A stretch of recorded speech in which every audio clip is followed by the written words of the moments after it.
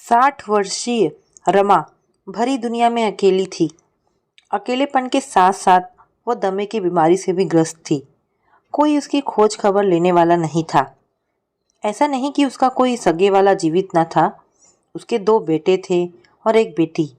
बड़ा बेटा बबलू बहू रीना के भड़काने पर कब का अपनी गृहस्थी अलग कर चुका था और छोटा बेटा मोनू गलत संगतों में पड़कर बर्बाद हो गया था। 35 की उम्र पार कर चुका था, लेकिन उसका ब्याह नहीं हुआ।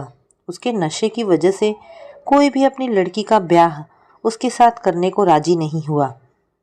उसका जीना ना जीना एक समान था। कब घर आता और कब निकल जाता, इसका पता शायद उसे भी ना रहता। कई बार नशे की लत के चलते कई कई दिनों तक वह घर से दूर रहता। बेटी रानी तो फिर भी पराया धन थी और पिछले 4-5 सालों में वह कभी कभार ही मायके आई थी। पहले पहले तो वह खूब आई, मगर बाद में वर्ष बीतने पर माँ के प्रति मिलने का उसका उत्साह भी कम हो गया। घर की हालत तो एकदम खराब हो गई थी। दीवारें न जाने कब से रंग रोगन की मांग कर रही थी। कई जगह पपड़ियाँ जम गई थी तो कई जगहों से पलस्तर भी झड़ गया था और ईंटें बाहर को झांक रही थी। अतः देखने वाला सहजता से अनुमान लगा सकता था कि इस घर में रहने वालों की आर्थिक स्थिति कितनी जर्जर होगी। फर्नीचर के नाम पर टूटी फूटी 2 चारपाइयाँ, इसके अलावा एक लोहे की अलमारी थी जो जगह जगह से जंग खाई हुई थी। फर्नीचर और घर की इस दुर्दशा के लिए शायद रमा का छोटा बेटा ही काफ़ी हद तक जिम्मेदार था। घर का सामान धीरे धीरे उसके नशे की भेंट चढ़ गया था। केवल खाने पीने के कुछ टूटे फूटे बर्तनों या रोज़मर्रा के इस्तेमाल की कुछ वस्तुओं को छोड़कर, इसके अलावा अलमारी के भीतर रमा जितना रख पाई थी बचा रह गया था। जब कभी तन्हाई में कमरे का दरवाज़ा बंद करके वह अलमारी के कपाट खोलती थी तो यादें घेर लेती थी। अलमारी खोलते वक्त वह कमरे का दरवाज़ा शायद इसीलिए ही बंद करती थी कि कहीं मोनू की नज़र इस सामान पर पड़ गई तो यह सामान भी गायब ना हो जाए। अलमारी को छूते ही पुरानी यादें तैर गई। रमा, कुछ पैसे जमा किए हो तो दे दो भाई। मेरा दोस्त विलायत जा रहा है, उसका सब सामान बिक चुका है, बस एक अलमारी ही बिकने को बाकी है। यकायक उसके कानों में पति का स्वर गूंजा। आज लगभग 25 वर्ष हो गए हैं अलमारी को खरीदे। कितना कुछ बदल गया है इन 25 वर्षों में। अब तो ना उसके पति ही जिंदा हैं और ना ही उनका वह दोस्त जिससे उन्होंने अलमारी खरीदी थी। रमा ने मन में विचारते हुए एक ठंडी आह भरी। यकायक पागलों की तरह दरवाज़ा पीटने का आवाज़ गूंजा। फटाफट अलमारी बंद कर उसमें ताला लगाने के बाद रमा ने चाबी साड़ी के पल्लू से बांध ली। क्या रे मोनू, दरवाज़ा तोड़ ही डालेगा क्या? दरवाज़ा खोलते ही माँ बेटे पर बरस पड़ी। नास पीटे 1000 दफ़ा कहा है, इस तरह दरवाज़ा ना पीटा कर। माँ छाती पर रख के ले जाएगी सब। मोनू नशे में बिफरते हुए बोला। हमसे छिपा के अलमारी खोली जाती है रोज। कितना धन रखा है इस लोहे के पिटारे में, कल को ऊपर ही जाना है। रमा चिढ़ते हुए कहती है, जब हम मरेंगे तो तू कहीं नशे में धुत पड़ा होगा, खबर भी ना होगी तुझे, पड़े पड़े सड़ जाएगी माँ की लाश। रमा की बातों को अनसुना करके नशे की हालत में लड़खड़ाता हुआ अपने कमरे में चला गया तो रमा को बेटे के भविष्य की चिंता सताने लगी। क्या होगा इस लड़के का, कल को कैसे खाएगा? हमेशा से ऐसा तो ना था। ये गलती मेरी ही है जो इसे बिगड़ जाने दिया। अपने आप से ही बतियाते हुए रमा अतीत में खो गई। रमा, मैंने कितनी बार कहा है तुम इस लड़के का पक्ष न लिया करो। लड़का हाथ से निकलता जा रहा है। कानों में उनका स्वर गूंजा। क्यों, क्या हुआ जी? आज स्कूल गया तो पता लगा मोनू महाराज कई दिनों से स्कूल नहीं जा रहे हैं। अपने आवारा दोस्तों के साथ सारा दिन मटर गश्ती किया करता है, सिनेमा देखता है। पिछले महीने से फीस भी नहीं भरी है। देखो जी, बच्चा है, प्यार से समझाओगे तो समझ जाएगा। आज हमको मत रोकना रमा, आज मैं इसे सुधार कर ही रहूँगा। उस रोज मोनू को इतना पीटा गया, यदि माँ बीच में ना पड़ती तो शायद बेटे के प्राण ही चले जाते। अब मार ही डालिएगा क्या? मोनू को अपने पल्लू में छिपाते हुए रमा बोली। जरूरत पड़ी तो जान से भी मार डालूंगा। उनके स्वर में आक्रोश था। मार ही डालना है तो पैदा क्यों किया था? रमा ने पति के क्रोध को कुछ शांत करने की गरज से कहा। ऐसी औलाद से तो हम बे औलाद अच्छे। डंडा जमीन पर पटक कर वे दूसरे कमरे में जाकर रोने लगे। उस रोज उन्होंने भोजन भी नहीं छुआ। उस रोज दर्द से रात भर सिसकता रहा था मोनू। रात भर समझाती रही थी रमा, वैसे दिल के बुरे नहीं हैं तुम्हारे बाबूजी, काहे गुस्सा दिलाते हो उन्हें? क्यों नहीं कहना मानकर अपने बड़े भाई की तरह सही ढंग से पढ़ाई करते? मगर मार खाने के कुछ दिन बाद फिर वही हाल। बाप ने भी हार मानकर पल्ला झाड़ लिया। पिटाई ने उसे ढीठ बना दिया और आवारा दोस्तों ने नशेड़ी। आज 35-36 की उम्र में भी मोनू 60 साल का बूढ़ा दिखाई देने लगा था। बिखरे हुए लंबे बाल, जिनमें आधे से ज़्यादा सफ़ेद थे, बड़ी हुई दाढ़ी, नशे में लाल धसी हुई आंखें, अस्त व्यस्त बदबूदार मैले और फटे हुए कपड़े, जिन्हें रमा ही सीती और धोती थी। लाख कहने और समझाने पर ही वह कपड़े बदलता था। अम्मा कहकर वह कक्ष में दाखिल हुआ। कौन, बबलू? रमा ने देखा। आज बूढ़ी माई की याद कैसे आई भैया? वो अम्मा, कहो कहो। हमने नया मकान ले लिया है, कल हवन है। यहाँ जहर खाने तक को पैसे ना है और तुमने नया मकान भी ले लिया। हृदय में घुली कड़वाहट को होठों पर लाते हुए बोली। देखो अम्मा, हम फालतू बहस करने नहीं आए हैं। रीमा ने कहा था कि हवन के मौके पर बड़े बुजुर्गों का होना शुभ होता है, उनका आशीर्वाद जरूरी है, सो हम चले आए। अब बड़े बुजुर्गों की याद आ रही है। उस वक्त कहाँ मर गई थी यह बहुरिया, जब तुम्हें भड़का के तुमको इस घर से दूर ले गई थी। रे बबलू। रमा के सब्र का पैमाना छलक पड़ा। मुझे लगता है मैंने यहाँ आकर गलती की। बबलू वापस चल दिया। हाँ हाँ, हमसे मिलना भी अब गलती हो गया है। हमने गलतियाँ ही तो की है आज तक। माँ बेटे की तरफ पीट करके बड़बड़ाने लगी। पहली गलती तुझे जन्म दे के की, दूसरी गलती तुझे अपना पेट काट कर पढ़ा लिखा के की, तीसरी गलती तेरी शादी करके की, चौथी गलती। वह वापस बेटे की ओर पलटी तो देखा कमरे में कोई नहीं था। बबलू कब का जा चुका था। ये वही बड़ा बेटा है जो 6-7 बरस पहले घर छोड़ के चला गया था। आखिरी बार तब आया था जब दूसरे बच्चे का नामकरण संस्कार था, आज से लगभग 5 बरस पहले। उस रोज भी वह न्योता देने ही आया था। यादों की खुली खिड़की से रमा फिर अतीत के दिनों में झांकने लगी। अम्मा, कल मुन्ने का नामकरण है, आपको जरूर आना है, बबलू ने बैठते हुए कहा। उसके हाथ में पानी का गिलास था। मिल गई फुर्सत हमें न्योता देने की। क्या मतलब? मोहल्ले भर को पहले से ही सब खबर है और हमें आज बताया जा रहा है। अम्मा, आपको तो लड़ने का बहाना चाहिए। आपकी इसी आदत से तंग आकर हमने ये मकान छोड़ा। वाह बेटा वाह, खूब चल रहा है बहू के कहने पर। और क्या क्या सिखाया है तुम्हें बहुरानी ने। माँ, तुम भी रीमा के पीछे हाथ धोकर पड़ गई हो। छोटी छोटी बातों को लेकर 2 दिन ना हुए उस कलमुही को आए जन्म देने वाली माँ को लड़ाकू बता रहे हो। शाबाश, इसीलिए पैदा किया था तुमको। हे मोनू के बापू, हमको भी अपने पास बुला लो। देखो माँ, नामकरण में आना हो तो आ जाना, वरना, कहकर बबलू उस दिन जो गया फिर आज ही आया था, पूरे 5 साल बाद। इन 5 सालों में एक बार भी बूढ़ी माँ की याद ना आई।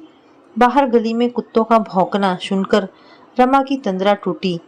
वह वर्तमान में आ खड़ी हुई। बाहर जाकर देखा तो कबाड़ी वाला दिखाई दिया, जिसे देखकर कुत्ते भौंक रहे थे। कुछ एक बच्चे भी खेलते हुए दिख पड़ रहे थे। पड़ोस में ही 3-4 औरतें गप्पे लड़ा रही थी। कबाड़ी, रद्दी वाला। ऊंचे स्वर में कबाड़ी ने इन पंक्तियों को दोहराया। बगल में पड़ा एक ईंट का टुकड़ा उठाकर उसने कुत्तों के झुंड के मध्य फेंक दिया। कुत्ते तितर बितर होकर भाग गए। पीछे पीछे रेहड़ी पर साग सब्जी लिए कोई दूसरा भी गली में घुस आया। अब दूर से आती उसकी आवाज़ गली में गूंजने लगी। ताज़ा सब्जी ले लो, घिया, गोभी, टिंडा, टमाटर, आलू प्याज ले लो। आओ ना रमा बहन, सारा दिन घर में बैठी रहती हो, कभी हमारे साथ भी बैठा करो। गप्पे हाँकती हुई एक पड़ोसन बोली। क्या करूं, कहीं भी बैठने उठने की इच्छा नहीं होती, कहकर रमा उन औरतों के बीच जा बैठी। बबलू किस लिए आया था? कुछ उखड़ा सा लग रहा था। हमने दुआ सलाम की तो कोई जवाब नहीं दिया उसने। बड़ी जल्दी में था शायद। नया मकान लिया है, कल हवन करवा रहा है, मुझे बुलाने आया था। रमा ने भारी मन से कहा। ये तो खुशी की बात है। कब लिया नया मकान? कौन सा यहाँ रोज आता है वो, जो मैं उसके बारे में कुछ बता पाऊँ? रमा की बात में हल्का चिड़चिड़ापन और बबलू के प्रति क्रोध छलक रहा था। जैसे वह तुम्हारे लिए अजनबी, वैसे ही वो मेरे लिए अजनबी पूरे 5-6 बरस बाद आया था। हाय राम, क्या जमाना आ गया है। सगा बेटा भी माँ की सुध-बुध नहीं लेता। पड़ोसन ने ऐसे कहा तो रमा की रुलाई छूट पड़ी। वातावरण में दुख और वेदना की लहर दौड़ गई। क्या करूं विमला बहन, मेरे तो भाग ही फूटे हैं। दुनिया जहां मैं अकेली रह गई हूँ, सबसे अलग थलग पड़ गई हूँ। क्या हम तुम्हारा दुख दर्द नहीं जानते? रमा बहन, जब तक भाई साहब जिंदा थे क्या रौनक रहती थी। विमला ने रमा की दुखती रग पर हाथ रखते हुए कहा। और आज देखो, मरघट का सा सन्नाटा छाया रहता है। क्या जाओगी बबलू के यहाँ हवन में? दूसरी बोली। मैं तो उन लोगों के लिए मर चुकी हूँ, फिर भी माँ होने के नाते तुम्हें जाना चाहिए। देखूंगी, तबीयत ठीक रही तो, कहकर रमा ने बात टाल दी। मुझे देख लो, संतान का कितना सुख मिल रहा है। 2 बेटे हैं, एक शादी होते ही बहू के साथ निकल गया तो दूसरा ऐसे बिगड़ा कि पक्का नशेड़ी हो गया। कमाना तो दूर, उल्टा घर के बर्तन भी बेच दिए हैं उसने। बोझ बन गया है मुझ पर। कल को मैं गुजर गई तो भूखों मरेगा। अपनी अपनी किस्मत है। हमारे बच्चे तो अभी ठीक रहते हैं, पर आगे चल के पता नहीं क्या करेंगे, विमला ने कहा। तभी आवाज़ सुनाई दी एक। तभी रमा के घर से चिल्लाने की आवाज़ आई। ए बुढ़िया, कहाँ मर गई? बुढ़िया, घर के भीतर से मोनू का तेज स्वर सुनाई पड़ा। कैसे पुकार रहा है, विमला ने कहा। शायद नशा टूट गया है और भूख लग गई है कमबख्त को। रमा ने उठते हुए कहा। बताओ, माँ कहकर नहीं पुकार सकता क्या? विमला बोली। क्या कहे बहन, अपने कर्म है। शायद पिछले जन्म का कुछ भुगतना रह गया है। चलते चलते रमा बोली और घर में प्रवेश हो गई। बुढ़िया कहाँ मर गई थी? कब से गला फाड़े चिल्ला रहा हूँ। भीतर खड़ा बेटा माँ को देखते ही बरस पड़ा। सारा दिन गप्पों में गुजार देती है। खाना क्या तेरा बाप बनाएगा?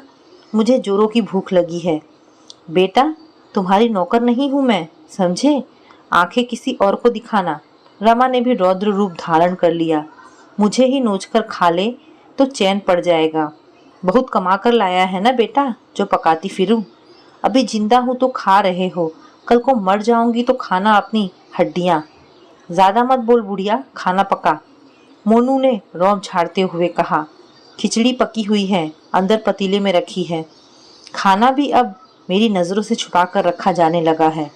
अच्छा, तेरी नज़रों के सामने रख दूं ताकि घर में 2-4 बर्तन जो बचे हैं तेरे नशे की भेंट चढ़ जाए। बुढ़िया, फालतू बकवास मत कर, चुपचाप खाना मेरे कमरे में भिजवा दे, कहकर मोनू कमरे में घुस गया। बेटे को खाना दे चुकने के बाद रमा पतीले में ही खाना खाने लगी। कुछ पुरानी यादें पुनः तैरने लगी। वह खाते खाते खिलखिलाने लगती। खाना खाते हुए उसे पति के स्वर सुनाई देने लगे।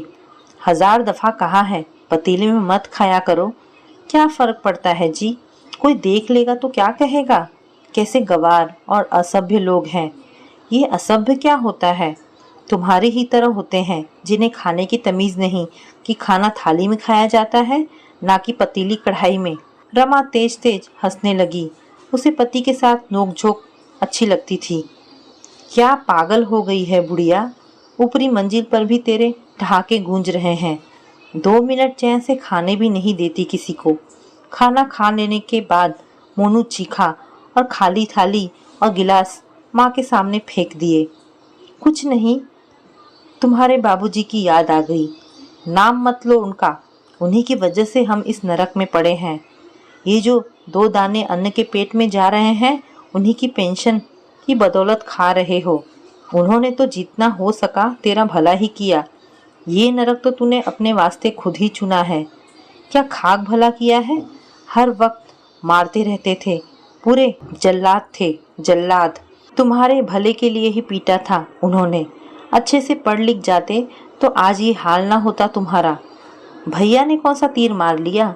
कुछ भी है, अपना पेट तो पाल रहा है। उसके बाल बच्चे भूखे तो नहीं मर रहे। रमा ने पानी पीते हुए कहा।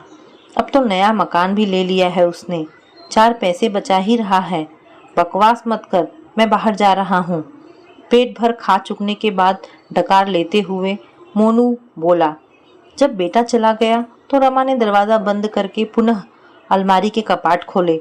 इस बार जेवरों पर उसकी दृष्टि गई तो कुछ सुहानी यादें और ताज़ा हो उठी। क्या रमा, बार बार जेवरों को निहारते तुम्हारा मन नहीं अघाता? पति का स्वर कानों में गूंजा। ये जेवर मेरी अपनी बहुओं के लिए है। जब बेटों की शादी होगी तो उनकी बहुएं पहनेंगी। रमा पुनः वास्तविकता में लौट आई। अजीब सी अनुभूति के साथ वह गहनों को हाथ से स्पर्श करने लगी। यकायक उसके हाथ रुक गए जब बाली के जोड़ों में से एक बाली गुम देखकर उसे वह घटना याद हो आई जो बड़े बेटे के घर छोड़ने का कारण बनी थी। आए दिन छोटी मोटी नोक झोंक तो होती ही रहती थी, मगर उस दिन बहू, ये क्या, कान में सिर्फ एक बाली? माँ जी, दूसरी बाली गुम हो गई है। हाय राम, 2 दिन गहने डाले नहीं हुए और खोने भी शुरू कर दिए। मैंने इतने वर्षों से संभाल के रखे थे। जानबूझकर तो नहीं खोए माँ जी। बहू, तू इतनी नासमझ तो नहीं जो जानबूझकर खोएगी। मुझसे उलझने के तुझे नए नए बहाने जो सूझते हैं माँ। मोनू ने बीच में हस्तक्षेप करते हुए कहा। कह तो रही है जानबूझकर नहीं खोया, फिर क्यों बहस कर रही हो? अच्छा, मैं बहस कर रही हूँ? वाह बेटा, बहू को डांटने की बजाय उल्टा मुझे दोष दे रहा है। मैं तंग आ चुका हूँ रोज रोज की किचकिच से। तो ठीक है, तुम लोग अपना जुगाड़ कहीं और कर लो, मगर घर खाली करने से पहले मेरे गहने आज, अभी और इसी वक्त मुझे दे दो। हाँ हाँ, बहू ने मुंह फुलाते हुए कहा। वैसे भी ये 2 कौड़ी के गहने पहनना किसे पसंद है? तुम्हारे लिए तो मैं भी 2 कौड़ी की हूँ। जब जन्मा हुआ ही पराया हो गया तो तुझसे क्या?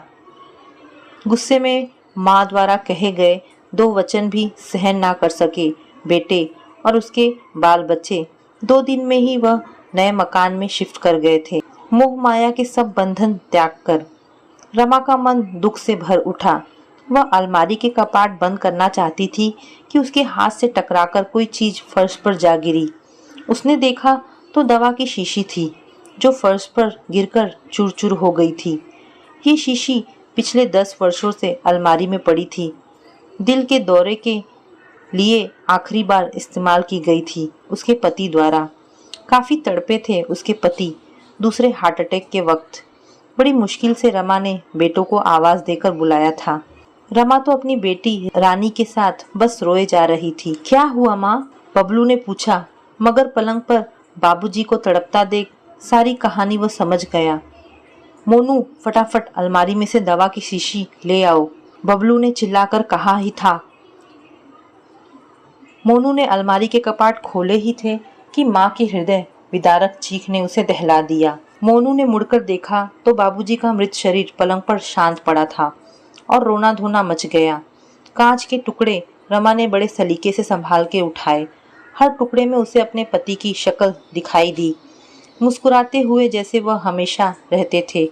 रात काफी चढ़ चुकी थी। रमा अपनी स्मृति में बालपन से अब तक के समस्त चित्रों को देखने लगी। ना जाने उसे कब आंख लग गई।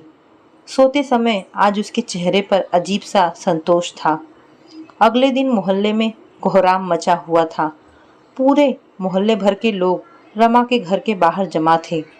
रमा अपना देह त्याग चुकी थी, चली गई।